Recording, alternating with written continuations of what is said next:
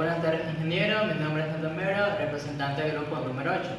El tema a tratar es la aplicación de regresión lineal por un problema de economía, específicamente la evaluación de los indicadores del PIB nacional de los últimos 10 años versus la producción de cultivo en cacao, café y banano de los últimos 10 años también.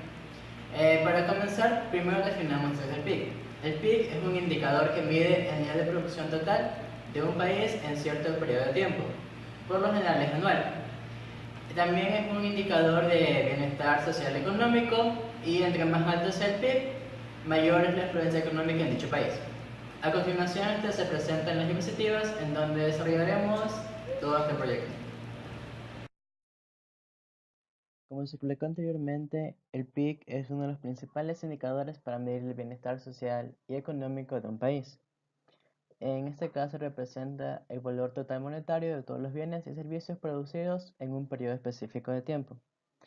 Como Ecuador es un gran productor de café, banano y cacao, se quiere conocer cómo en conjunto todas estas operaciones relacionadas a estos cultivos, en esto interviene costos, beneficios de producción, comercialización e importaciones, influyen en el crecimiento o decrecimiento del PIB nacional en un periodo específico de tiempo. Para nuestro proyecto es desde el año 2007 hasta 2016. Aquí se muestran las gráficas de los datos a utilizar obtenidos de la página del Banco Central del Ecuador, en cual vemos cómo el aumento o la baja producción de estos cultivos ha afectado al PIB nacional en la última década, en donde vemos que para el año 2014 llegó hasta su punto más alto y desde entonces ha estado decayendo. Como sabemos, el método a utilizar es el ajuste o regresión lineal, el cual es un método matemático que genera un modelo que nos permite ver la relación entre dos variables y un término aleatorio de error. El modelo es el que se muestra en pantalla y siendo y de i la variable independiente. Para nuestro caso es el PIB. X son las variables explicativas o independientes. En nuestro caso es la producción de cultivos en miles de millones de dólares. Y los parámetros beta, que son aquellos que van a medir la influencia que tiene la variable independiente sobre y de i, en donde b sub 0 es la intersección o el término constante de dicha ecuación. Otra cosa que debemos tener claro es que para trabajar con este modelo se deben cumplir los siguientes supuestos. El primero es que la relación entre ambas variables tiene que ser lineal, que los errores de las variables explicativas deben ser independientes entre sí, que el esperado de los errores tiene que ser igual a 0 y que los errores tienen que tener varianza constante, es decir, que se cumple con el criterio de homocesticidad, y que el error total debe ser la suma de todos los errores, y finalmente que los errores deben aproximarse a una normal con media 0 y una varianza. Una vez con estos datos, lo que hacemos es comprobar si existe o no una tendencia lineal, para lo cual se elabora una gráfica de dispersión de los datos, en donde analizamos si todos los puntos de la gráfica siguen o no o se alinean a una recta. En nuestro caso hemos dicho que sí, por lo cual continuamos con la siguiente tabla. Esta tabla nos ayudará para algo llamado el criterio de mínimos cuadrados, el cual nos da unas ecuaciones normales y simplemente podemos reemplazar con los valores de las sumas o utilizar un programa estadístico, en este caso fue R, dando el siguiente resultado, que para b sub 0, es decir, el intersecto, el valor será de 20.84 y para el PIC para b sub 1 será de 90.62, de la cual se tiene la siguiente ecuación. La ecuación de regresión indica que por cada unidad que vaya a variar en los cultivos, el PIC aumentará en 90.62 más, o sea, por la unidad de X más 20.84. Cabe destacar que todos estos datos están dados en miles de millones de dólares.